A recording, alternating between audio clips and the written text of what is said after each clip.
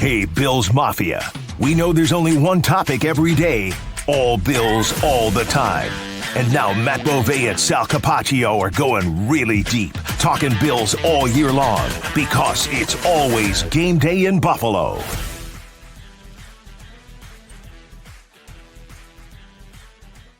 We were not lying when we said we were going to push out a lot of content this week for you because it's playoff week, and why not? So we're back at it again.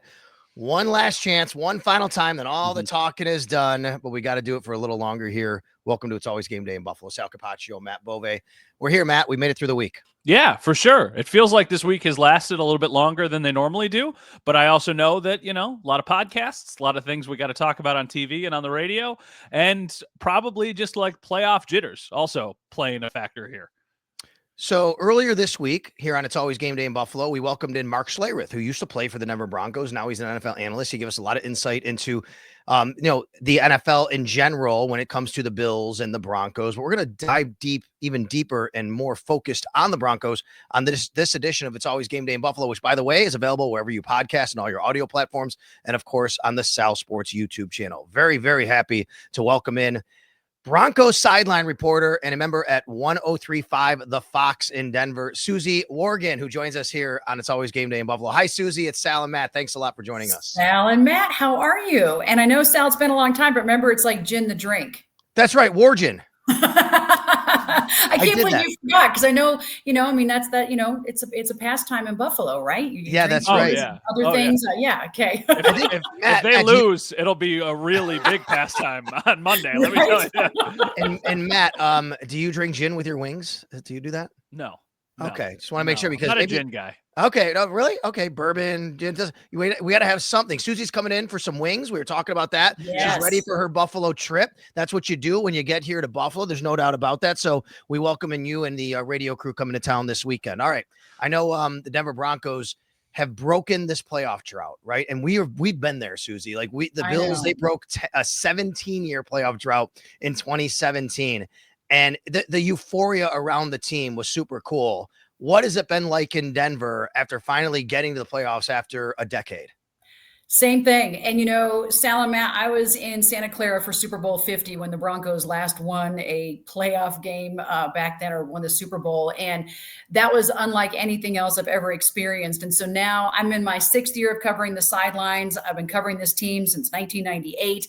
So it's, we've had ups and downs. There's been some lulls, but these last, years since 2015, so many quarterbacks, so many head coaches, so many different players too. And it's just been this can't find the right combination kind of a thing. Each time you think you have it, you're like, oh, yay, we got this guy, or we got Russell Wilson, we got this, we got that.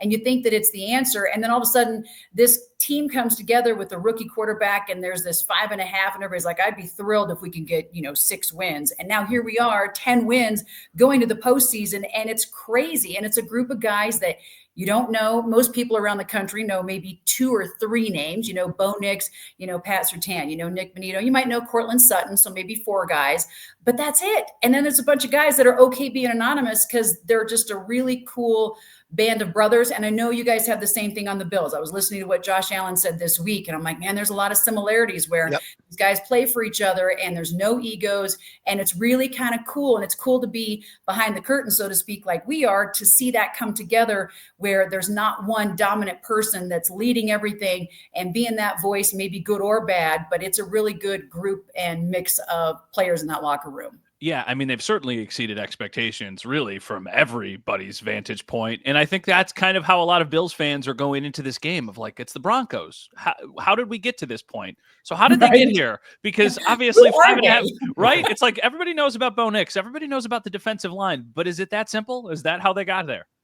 No, it's not. It's really because they are working together as one. Each room, and it's funny, I talked with Jaleel McLaughlin for my pregame interview, and so I said, tell me about this running backs room, because it has been running back by committee, and Sean Payton even said this week, it's hard to feed 3, so usually there's 2, but there's not a number 1. Javonte Williams has just over 500 yards on the regular season. Jaleel has just under 500 yards, so they're almost even, and then Bo Nix is the 3rd leading rusher this year for the Broncos. So, Audric Estime, you see him come in sometimes. You see our fullback, Michael Burton, in there. there.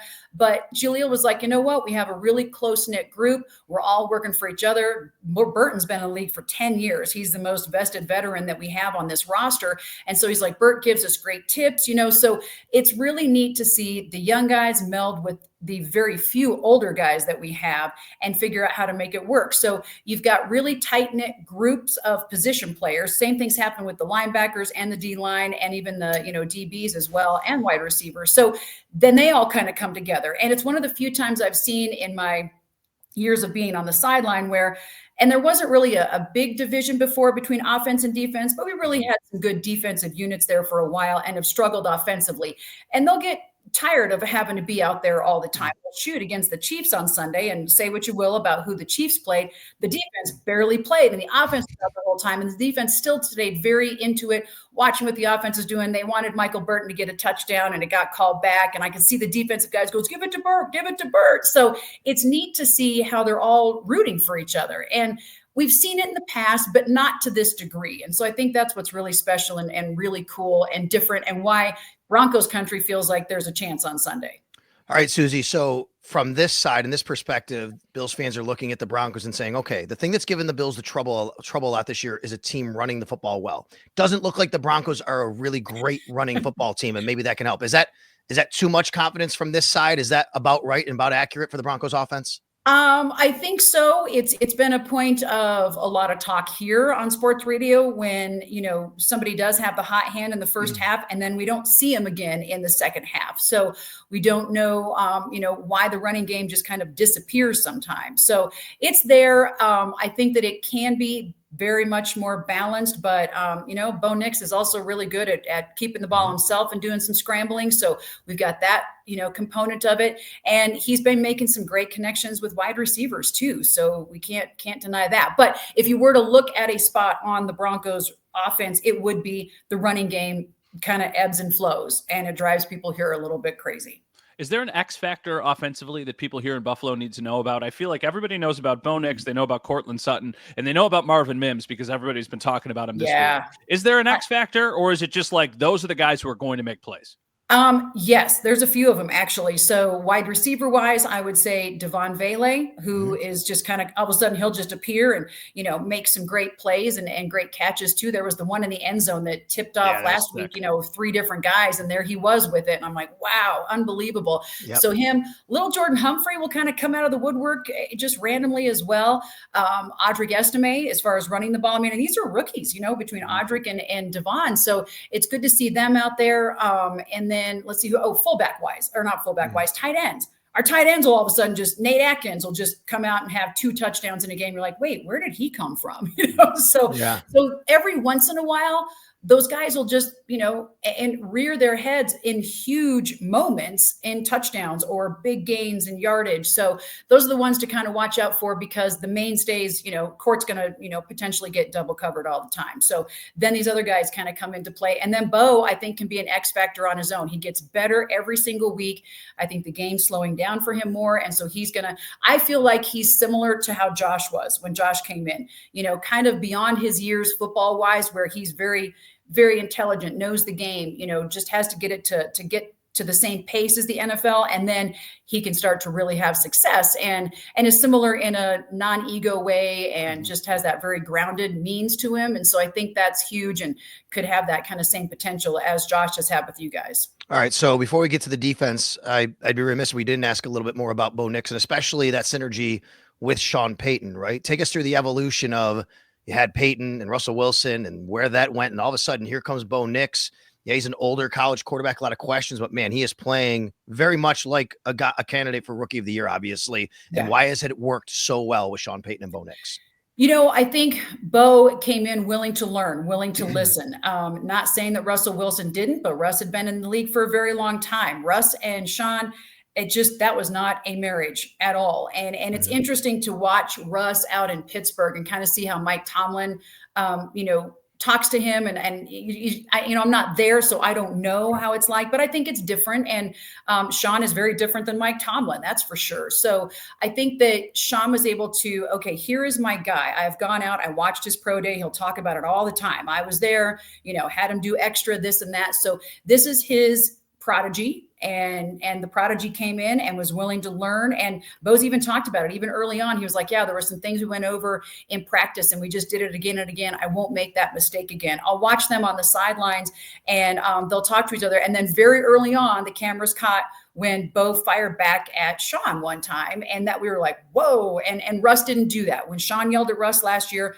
Russ just stood there, took it, and good or bad, whether you agree with it or not, I think that said a lot. So when Bo gets back to Sean and has his own thoughts, it was not in a way that was, where Sean, I don't know how Sean took it, but I think that it showed Sean who Bo was. He's that fiery competitor who he's been wanting, and he can help to get better. And so all of that has evolved into a very, I think, good relationship. I think that everybody knows where they stand and they can make it work. And, Davis Webb is the quarterback's coach, who now is getting talked about for head coaching opportunities. So who knows how much, and he and Davis, Bo and Davis are together all the time. So that's been a really, really good thing for him too, because it's beyond the head coach. Position coaches, I don't think, get enough credit for what they do with these guys and how much they make a difference to a football team as well. I think Davis Webb might be the next Bills offensive coordinator. Seriously. If Joe Brady leaves, I really do think that Davis Webb will be back in Buffalo. I think he would have taken the job if it was available a couple of years ago,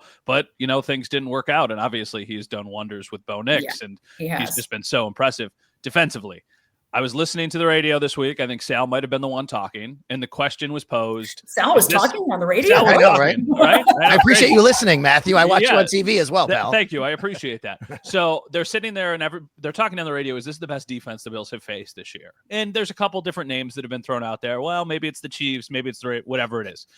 I know it starts with the defensive line, and I know the defense as a whole is very good. But where can they be beat? I don't know that they can. Honestly, if they are on their game, they are so good. And, 63 sacks on the season. That's a new franchise record, best in the NFL this year for the regular season. And it came from, I lost count. I lost count when it was like at 13 guys. I think we're probably at 14 or 15 by now. So how many guys have had sacks this year? It's coming from the line. It's coming from the linebackers, and it's even coming in the secondary sometimes too. So they're just so good at finding the ball, finding the quarterback. I know here's the big challenge though. So you guys, we have the, best as far as sacks. You guys, Josh Allen's been sacked the least amount in the NFL, 14 times. Yeah. So can they get to Josh Allen? I think if they can, that's going to be a big difference maker in this game. Yeah. And sorry. And I would say even on sacks per pass attempt, it's not just raw numbers. You have the Broncos, they're the number one team, close to 11% of dropbacks. They're sacking the quarterback. The Bills are the only team in the league, less than 3% of the time is Josh Allen getting sacked. So this is going to be a really good matchup. The one area where we keep hearing that maybe the Bills can take advantage and maybe the Broncos could be a little susceptible, running backs out of the backfield catching the football. And that is something the Bills have a strength in because of James Cook, Ty Johnson, and Ray Davis, obviously coming out of the backfield. Linebackers and coverage, has that been an area where maybe at times they've been taken advantage of? Sometimes, yeah. And I think it's been very apparent when that's happened. And even Jonathan Cooper, after the Cincinnati game, and he's from Ohio, and there's, and this, Sal, there are guys, you can go to win or lose, and they're going to always be available for you to talk to them. And they may not like it, but they like you. So they're nice. Coop's one of those guys with me. And after that Cincinnati loss, I saw him head down, and I'm like, I'm just not even going to go there after this one in the locker room. And I talked to him in the week after, and he's like, I'm glad you did. And he said, my family was there. I had like 3 tackles that I just completely missed. He's like, I was so angry at myself because I knew there were plays that I left out there on the field. So that has happened in some games. And then when it happens to one, it happens to a couple more. And we're like, oh my gosh, no, not all of you at one time can't be doing this. So if that starts to happen, it could snowball. I really hope not. But we've seen that in a couple of games where we're just like, dang it, where's this coming from? So, and there were some games too, where if you look at the secondary, we didn't have Riley Moss for several games. He came back, was a little rusty in that first game, played much better this last weekend against the Chiefs. So, between Riley and Pat, I think we've got some things shored up. PJ Locke is great. So I think that, now that we've kind of got that core back, because when Riley was gone, it disrupted some things a little bit. So now that that's back, I think we're working on some better cylinders here. And we had that to build on with the backups with the Chiefs on Sunday, as everybody likes to remind us. Susie, what's the vibe this week? Is the vibe, hey, the drought is over, let's just go see what we can do? Or is it like legitimate confidence amongst the fan base of we're going to go and we're going to win? Legitimate confidence, 100%. I mean, I was in the locker room this week and like I said, getting that interview with Jaleel, and everybody's like, well, are you just, happy to be here? It's you're playing with house money. And they're like, no, we're going for this. Why not? Why shouldn't we be? There's no reason why. We're playing great football. Why can't we beat anybody? And that's literally their demeanor. It's not just a happy to be here kind of week. We are going there to get a win and moving on. Let me ask you schematically on defense, because they do so many different things. Vance Joseph's known for bringing pressure from all different areas, but Josh Allen is terrific when you bring pressure against him. And if you turn your back on him because you're playing man-to-man, there he goes. He's going to run on you. But what can we expect from Vance Joseph's defense as far as bringing pressure? It's not just those guys up front. They do a great job. Can we expect man-to-man, zone, a lot of blitzing? What do we expect? We see a lot of blitzing, and Vance really does. He mixes things up a lot, and his name, like Davis Webb, is being put out there for, head coaching possibilities to get back in that realm. He did it with us, didn't work out, a while back, and now showing as a defensive coordinator what he can do. But there are also times, guys, when some things aren't working right. And so I think it's finding that magic for Vance. But he mixes things up. And I do a piece in the pregame called Across the Field. So I listen to what the head coaches and coordinators in the other cities say about Vance. And that's the one thing they will always comment on, is keeping things very unpredictable and being able to mix things up. Cody Barton, who has the green dot, he's the one that's taken over for Alex Singleton when Alex went down early in the season, does a great job with calling the defense. I feel like there's a lot of great communication going on there. There have been times where you do see that there's a little bit of confusion. And I think that did happen when Riley was out, and when we've been, knock on wood, so healthy this year. So we haven't had a lot of disruption there. But when those things happen, sometimes there's confusion. And if you catch them when they're confused, they're still just young enough, I think, that's when teams can take advantage of them. Susie, one of the things people hear in Buffalo, because there's a lot of nervous energy, as there always is in the playoffs, right? Because I feel like, for the Bills, there's no win this week. It's if you win the game, you're supposed to win the game. And if you lose the game, it is a complete, failure of a season. I think the thing, though, that one of the people, something that Bills fans are telling themselves here are, well, the Broncos haven't beaten anybody good, really, this year. Right. That's a nice storyline. That's going around everywhere. Yeah. But that's not internal. That's more external. But what would be the answer you would say to that? Is that just like, hey, they are hitting at the right time, or they're getting better, or no, that's true, and they need to prove that this week? Well, factually, it's true. I mean, you can look at the records and see that it is true. But what I tend to look at is, yes, this team has gotten much better every single week, good team or bad team. And even the good teams, you can see many of them, we played very close. We should have beat the Chiefs in Kansas City. That should have been a win. 100%. The fact that got blocked was just, that was insane. Yeah. So there's just, we should have beat the Bengals. That we had a great opportunity. You get the doink at the field goal attempt, and you're like, this is it. We finally, so sometimes the breaks are happening for us, and sometimes they're still not. But those losses that we have, there's some really good teams in there that the Broncos were very competitive with. So I think if you look at just, blanket numbers and win-loss records, yes, that's true. But I think if you dig a little bit deeper, you will see, you don't get 63 sacks on the season by playing a bunch of, they got some sacks on some really good teams too. So there's a lot of that, including Joe Burrows. Yeah. All right, Susie, before we let you go, I'm interested just from an organizational standpoint. When you get here, you're going to see there's a very new, awesome looking stadium going across the street in Buffalo. It's going to be really cool. And I've read that I think they're considering something new in Denver. Is that correct? Can you kind of update us on where that stands right now? Absolutely. In fact, there was just news that came out. The Denver Post did a big thing on Sunday. And then last night, one of our TV stations broke a story about where they're thinking about putting a stadium. So we've always heard if they don't build it in Denver, close to where we currently have a stadium, they'd go out by the airport, which, as you guys know, or anybody that's come to Denver, it's out in the middle of nothing. It's so far. Right? It's so far. I know. So now today, one of the cities that they mentioned is Lone Tree, which is actually where I live. So I'm like, oh, that'd be fantastic if it was 5 minutes from my house. Are you kidding me? Yeah. But it's also very close to the training facility, where they are completely redoing the training facility. It would only be maybe 8 minutes from there. So it would make a lot of sense. There's a bunch of land. It intersects some of our bigger highways that we have there. So it'd be a lot of sense for people to be getting in and out. So that was super interesting. And that's been the big talk this morning, is about the stadium maybe coming and being in Lone Tree. Lone Tree, for those that aren't from here, it's about 20 minutes south of downtown proper. So it's, not that far from where it was before. You could really use that land for building, the metro complexes like they're doing, like we see out at SoFi. And I don't know if you guys are going to have something similar there when you get the new stadium. Will there be other things that go up around the stadium? But that seems to be the trend of what's happening. So that is the literally hot off the press, latest and greatest. Well, there are a lot of people who wanted it downtown, and that's a political and otherwise debate that we've had for many years, but it is across the street in Orchard Park, where there's just the tailgating matters to Bills fans, and they wanted to keep that as an element of the team and franchise. But there is a lot of talk going on about maybe even building up that area a little bit more than some of the things you have over there. But when you get here this weekend and you get to the game, you'll see it's going to open up. We got one more season left in this stadium, and then it's going to be pretty cool. And I can't wait for that. But I can't wait for Sunday. You won't have to dress as warm, right, Sal? Because the wind won't come in. The wind is a little. Yeah, that's right. It's right. You're going to have a little canopy there. The wind is going to be not as much as it is now when it gets into that lower bowl and it swirls around.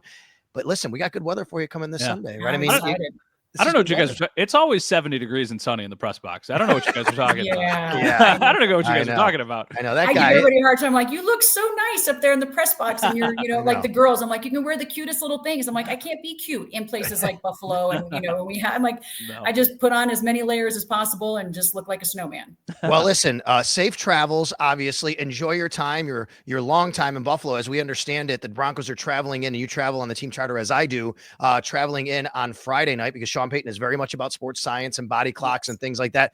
Anything you need in Buffalo, obviously, reach out, let us know. We'd be happy to be gracious hosts to you, and we make sure that you have a good time here. I appreciate that. Yeah, I got a free day on Saturday, so I may be getting up to have some wings on Saturday night. You got it. We'll be doing that. Thank you very much, Susie. I'm looking forward to seeing you on Sunday at the game. Same. Absolutely. Right. Thank you. That is Susie Wargin. I won't make that mistake again. Susie Wargin. Yeah. Like the gin. She's so great and so funny. Sal, it's like the gin. That's right. My apologies. You know what? I knew that, Matt. I knew that. And I still said it wrong. You ever have that sometimes? You know it and you still say it wrong. Oh yeah. All the time. Right? Like all the time with people that I really, really, really know. I'll just screw it up. Hey, it happens to us, right? Every once in a while. No doubt. So anyway, thank you very much to Susie. And of course, you will find her on the Broncos Radio Network on the sidelines. And I just want to she is on Fox in Denver. And I just want to make sure I have the actual affiliation right. So here it is, 103.5 The Fox. Okay. So on this game and on the questions, actually the questions that we're getting from people right now, because we threw it out there, are much more about this than the game. Josh Allen, guys, MVP. What are your thoughts about Josh Allen not being named first team All-Pro?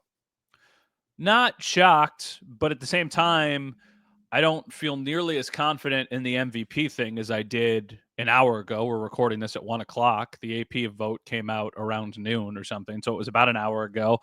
I'm not shocked, but at the same time, I don't think that Josh is out of it, but I don't think he's the favorite either. Admittedly, I was just looking on my phone to see if I could see updated odds, and I haven't been able to find them yet. Josh was a heavy betting favorite for the MVP even an hour ago.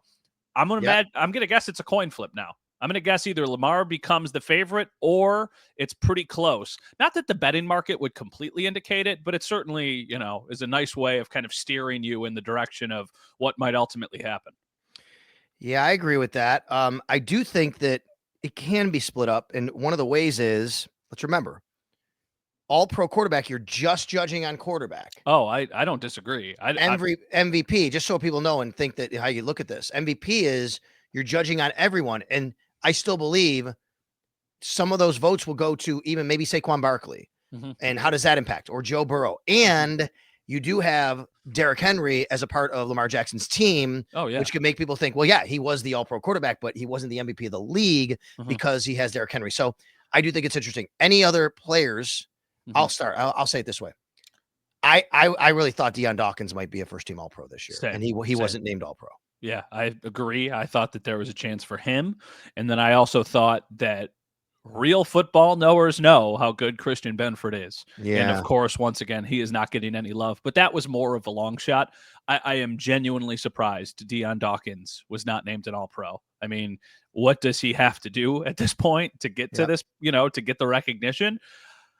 The one thing I'll say is you're probably, if you're a Bills fan watching this, listening to this, and you're annoyed, you're like, what do they have to do? Mm-hmm. Josh Allen should be the MVP. He should be the first team All-Pro. Totally. They are going to use this so hard over the next 2 days as just a little bit of extra juice. And if you think that I'm exaggerating, minutes after the announcement came out, the Bills' even own Twitter posted Josh Allen thought that was amazing. Okay, like it was the press conference. I thought it was amazing. Okay, it's like, so you're telling us we have no AP All-Pros? Okay. I guarantee there will be somebody in a position meeting or a team meeting this week that says they don't think you're good. Go prove to them why they're wrong. I guarantee that happens. All right, we got a question from Keith. Says, I love both of you, two of the best team beat reporters out there. We appreciate that very much. Thank you, Keith. My question is, what's the vibe around One Bills Drive this week compared to other playoff years? I would say, Matt, I don't think the vibe is any different from hey, we are very consistent. Sean McDermott has just had a consistent program for many years. Mm-hmm. You know what might be different, though? Sean McDermott himself. Yeah. That's a good observation. I think so. I think that's just the entire year, right? I feel like he is a little less tense this year. I feel like he is a little bit more relatable in a lot of ways and a little bit more relaxed. And I think that might be a good thing. Obviously, they know what's at stake, but it doesn't feel like the moment is too big for them. It feels like this week has been really tricky because there's like a lot of external noise and pressure, but it didn't feel that way internally. It didn't feel like these guys were nervous or overwhelmed or anything like that. They're just like, okay, got another football game. We're not going to, the one guy that really surprised me. Did you see my clip of Ed Oliver from Thursday? I did. When him talking about we could play in a parking lot. Yeah. He seemed like he was ready to rock and roll. Yo, that dude. I thought he was going to give you a forearm shiver right there. Luckily, I was not the one asking him those questions, but yeah, it seemed like he was like, why are we talking about the past? I'm going to go ball out this weekend. Like, you just wait. Why aren't you asking me about how they're going to stop me? I don't care about how we're going to stop them. Why aren't you asking me about how they're going to stop me? And I was like, okay, all right. Ed Oliver, that's a guy they need to show up. I love it. All right. We have, by the way, someone named Duff said, please no MVP talk. Sorry, we're already past that.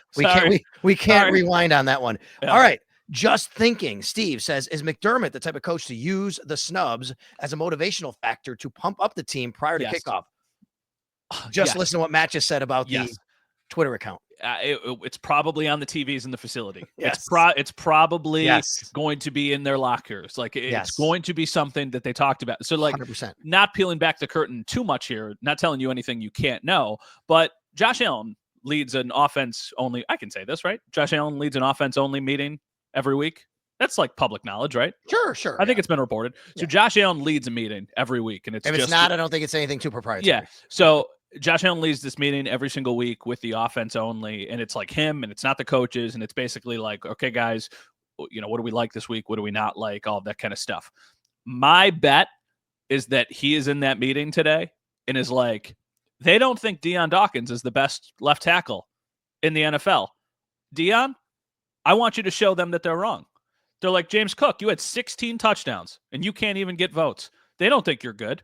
Why don't you go ball out this weekend? Like, I guarantee that's the way that Josh and some of the coaches are going to approach it this week. And I think they should. Find any motivation you can, especially when you're an 8.5-point favorite. Find anything you can latch on. That's right. No, that's right. No doubt about it. My question for you, are you fired up to hear Kyle Williams fire up the crowd? I had a nice little conversation with Micah Hyde about this on Thursday. And I was like, why did it take so long for him to get back? And he was like, dude, he just like does his thing. He coaches football now. He's like got a beautiful family. It didn't feel like this was like a break glass in case of emergency, but how do you top Kyle Williams? I don't know if there's a person, seriously, who could do this and top Kyle Williams, how beloved he is, and the fact that he's just not around all the time. Like, people love Jim Kelly. They love Thurman and Steve and Bruce, but they're around a lot. Kyle is not. So like, I don't know how you top this. And I don't know either. I was listening to you on the radio with Sean. I would absolutely have Kyle Williams talk to the team. Yep, I would too. And I asked Sean for reference what Matt's talking about on his weekly radio program on WGR Sports Radio 550. I asked Sean McDermott, are you going to have Kyle Williams talk to the team before the game? And he said he hasn't decided that yet. I think he should. I think he will. It would be amazing. Kyle would have something planned for them. There's no doubt about that. Speaking of Sean McDermott's radio interview, he also said with me, and then he told with the media afterwards as well, Brandon Codrington, questionable with the hamstring injury. Good news on Jamarcus Ingram in two ways. A, he's returned to the team, and B, congratulations, had a baby. That's why congrats. He was away for a couple of days. On Codrington, we still don't know if he's going to play or not. You spoke with him yesterday, talked to him about the injury. What was the sense you got from Brandon Codrington and his own mind about his availability? I'll say this. I didn't leave the conversation feeling overly optimistic that he would play, but I also think it might just be like young player inexperience, ignorance. And I'm not saying that as an insult. Like a lot of players say that they are going to play even when they're not going to play. He was genuinely like, we'll see. I don't know how the next few days are going to play out. So, maybe he's just being coy and he doesn't want to give anything away. But like I've said on the podcast a couple weeks ago before Russell Douglas came back, I was like, are you going to play? He's like, oh yeah, I'm going to play. Inactives come out. Russell Douglas, inactive. I'm like, what the heck? You sounded so confident when you told me that you were going to play. So I do think it's a coin flip, but that's like the only thing he really does. And I think that if there's any chance he can play, he will play. All right. Last one from me that I got because it was one not about the All-Pro team or about MVP. Here you go. Good one. Ed, player on offense, you each think could have the biggest day. Player on offense. I have a slam dunk one. I don't want to take yours though. Besides Josh, right? Can we go away from Josh? Yeah, besides Josh.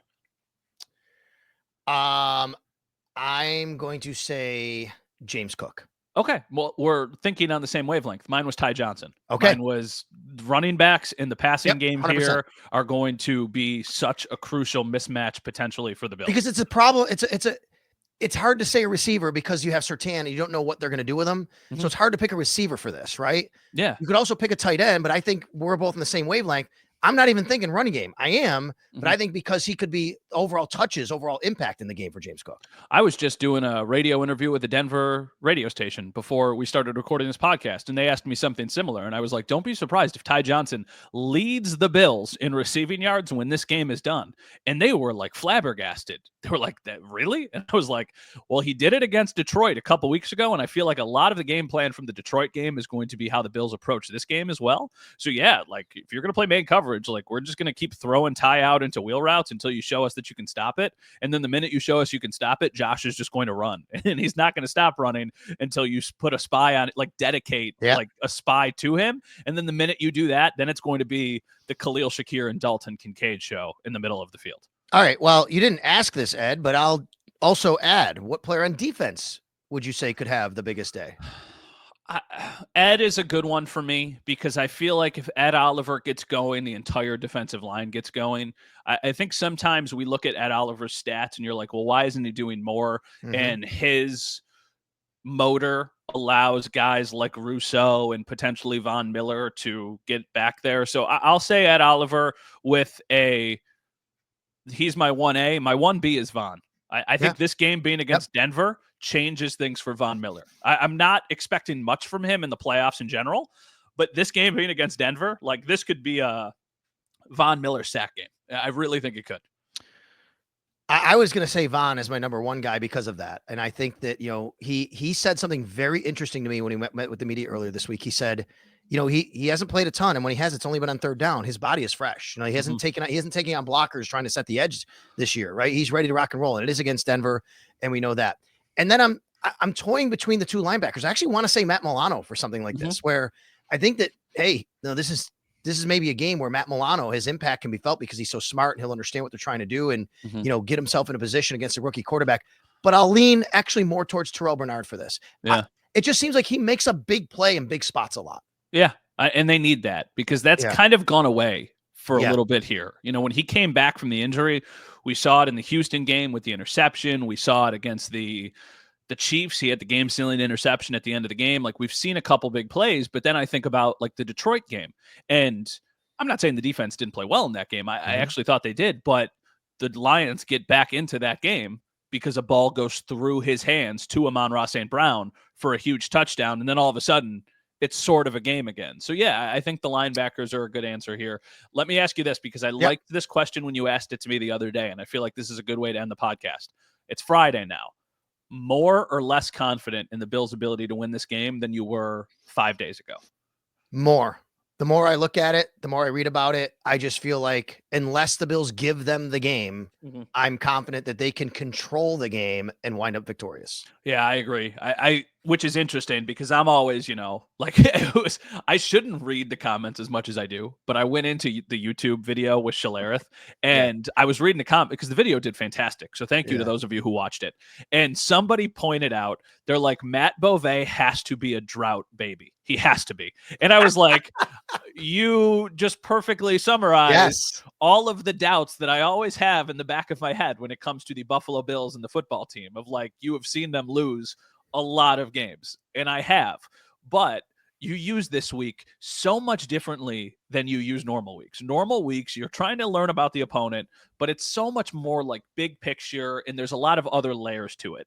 This week is just about learning who the Broncos are and how the Bills potentially match up against them. And all of the smart people who you listen to and you read and you look at the film and the all-22, and it's like the Broncos are good and they can definitely win.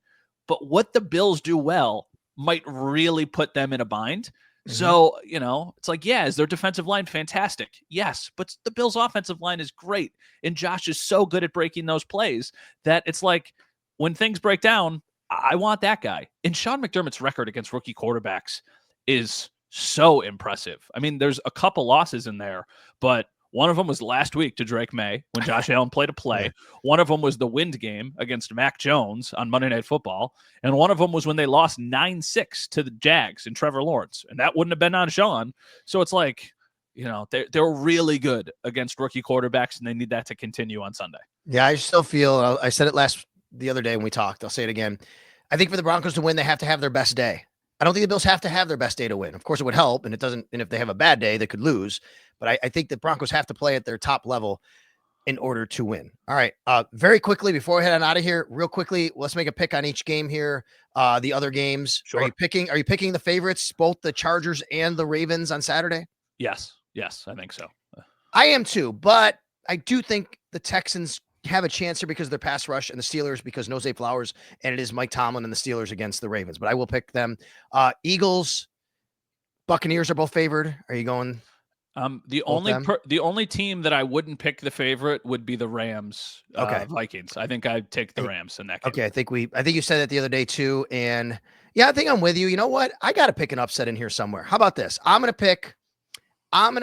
I'll do it. I'll pick the Texans to upset the Chargers. How about that? I'll pick the Texans to upset the Chargers. I'll change my pick just because I want to be different. I could also see the Commanders upsetting the Buccaneers, by the way. Should be some fun football this weekend. All right, buddy. We're here. We did it. We will obviously have I'll say this regardless of what the outcome is. The next episode will be much more focused on the game itself, even though we know there are a lot of much more big picture, ramifications regardless. Like if they win, a lot of people are going to be like, well, what about the next team they're playing? If they lose, it's the end of the season, and it's very much shift. But we will keep the next episode on Sunday much more about the game, and we will continue, this content train that we are currently on. Thank you very much to Mike Robier, our producer. And of course, thank you to Susie Wargin. She is the Broncos Radio Network sideline reporter. Fantastic stuff from her as well. Thanks for watching at Sal Sports. Make sure you subscribe. And of course, wherever you pod.